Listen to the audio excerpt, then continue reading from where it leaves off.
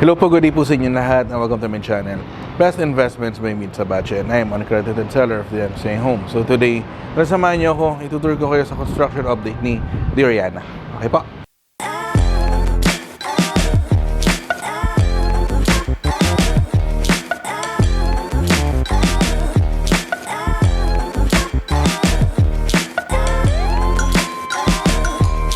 Hello po, so kamusta po kayo? So right now, nandito ako ngayon kay the Infinite Towers para update ko kayo sa construction ni Oriana. So as of February 2024, nasa 25% completion na po tayo. So right now, here, it's already 1:30 p.m. So the current construction po natin kay Oriana is this one. So 25% na tayo. That's the North Tower natin.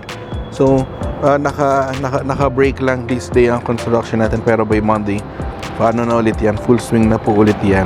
So, medyo mataas na si Oriana. So, I think nasa 15 floors na siya. Okay, 15-16 floors na siya. Then, while si South Tower, ayan, papanik na siya ng ground level. So, nagawa na yung basement level natin.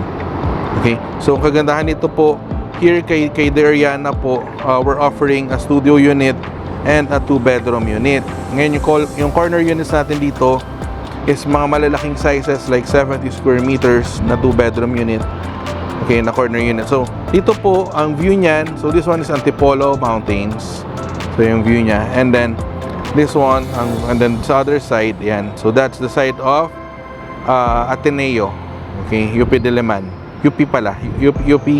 UP Mall, UP Town Mall, yan. Okay, so yan po yung view. And then, that's Katipunan.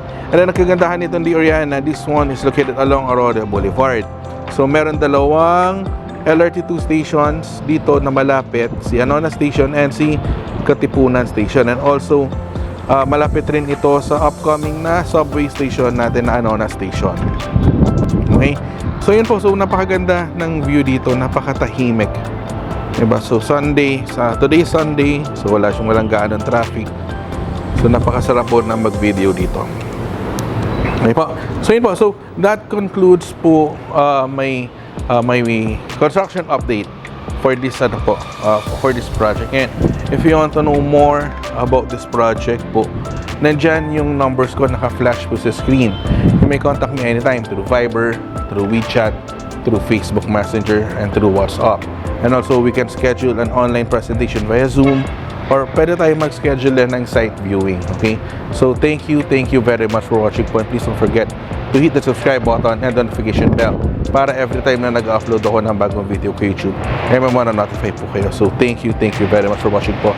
God bless po. Stay safe po. Bye-bye po.